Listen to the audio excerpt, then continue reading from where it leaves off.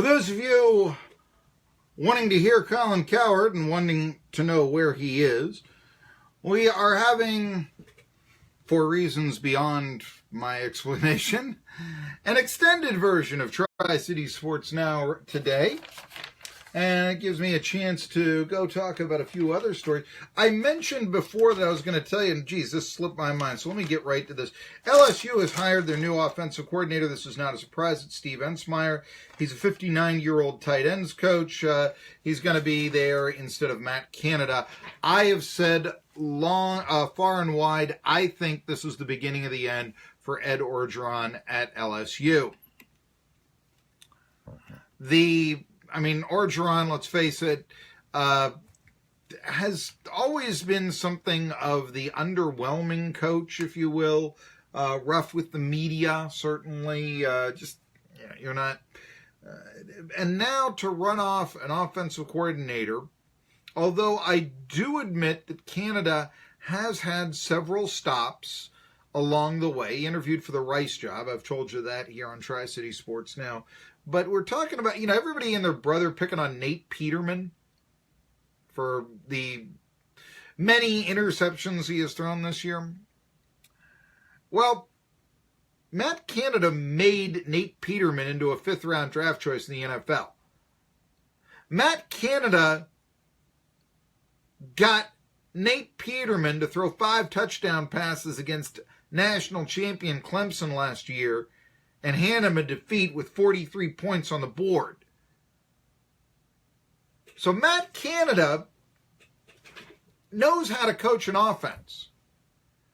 Heck, I wonder if maybe the Bills might not, if they're serious about keeping Peterman or developing him. I'm wondering if I wouldn't just put a call into Canada and say, hey, would you like to come here and work with your former protege?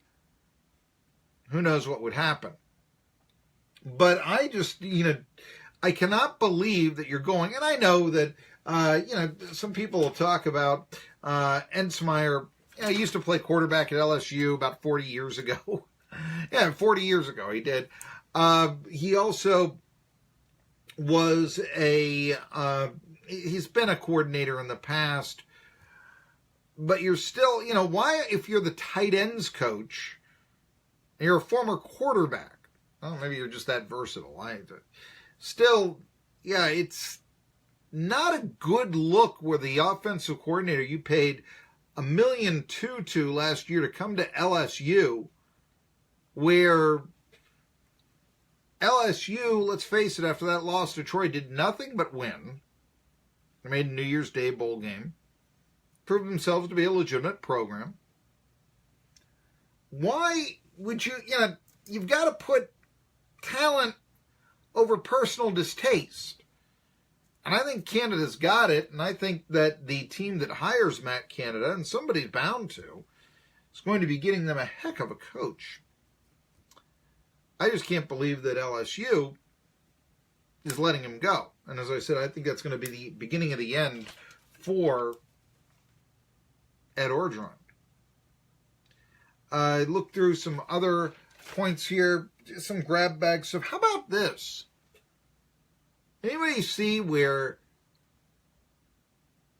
Aaron Rodgers and Danica Patrick are now an item? Thanks a lot, Aaron. One less fantasy now that she broke up with Ricky Stenhouse. I can't tell you. This is kind of interesting because I know that Danica Patrick's first husband was actually 16 years older than she was. It was 16 or it was 15, but it was a decade and a half. And now she's actually dating a younger man. Rodgers is a year younger than Danica Patrick. So that would be the celebrity couple. Now, I'd say what you will. Rodgers famously, I mentioned that Danica Patrick and Ricky Stenhouse dated each other for 5 years.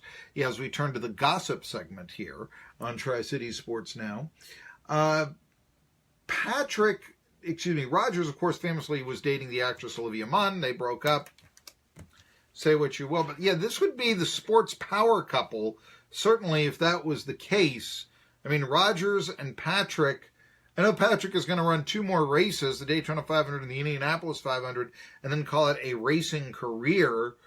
But to what extent would she stay in the spotlight? I don't know. How much in the spotlight did Mia Hamm stay in when she was an item with Nomar Garcia-Parra? I can't mention it. But it is, that is, in more ways than one, let's put it that way, a sexy couple. But again, thanks, Aaron. You have one less fantasy here. That's I haven't felt this way. No. All right. The last thing that I want to mention before we go on to a little bit else I've got here, there was it came out, there was an interview the other day where T. Martin came right out and said that, he was contacted by Tennessee, but insisted he would only be interested in the head coaching job. Some people are calling Martin Judas for that. You're mistaken. Folks, just ask Lane Kiffin. Southern California to Tennessee for the same position is a lateral move at best. It is not a vertical move. Talking about the Southern California Trojans, nationally ranked, one of the most prestigious athletic programs. Not that Tennessee once wasn't, but there's the key, once was, Going to a 4-8 program. Talking about the most prestigious program of the conference against what is now, at best, a middle-of-the-road program in the conference. So, I would not bash T. Martin for this. Going to Tennessee as a head coach, absolutely. But yeah, it's almost insulting to T. Martin to suggest that he should take such a step down. Remember Billson's undeniable truths of sports. Take care of your legends. Now, I'm not saying that you got to hire T. Martin ahead of Jeremy Pruitt. But I am saying that the way that Phil Fulmer, the man who made him who he was, T. Martin, the quarterback at Tennessee, you cannot think that he is going to want to take, just because he'll be coming back home, a lateral move like that. I know some people talk about, well, he interviewed for the LSU job, offensive coordinator there. Guess what? That should tell you where Tennessee is now on the SEC hierarchy. I'm Marky Billson.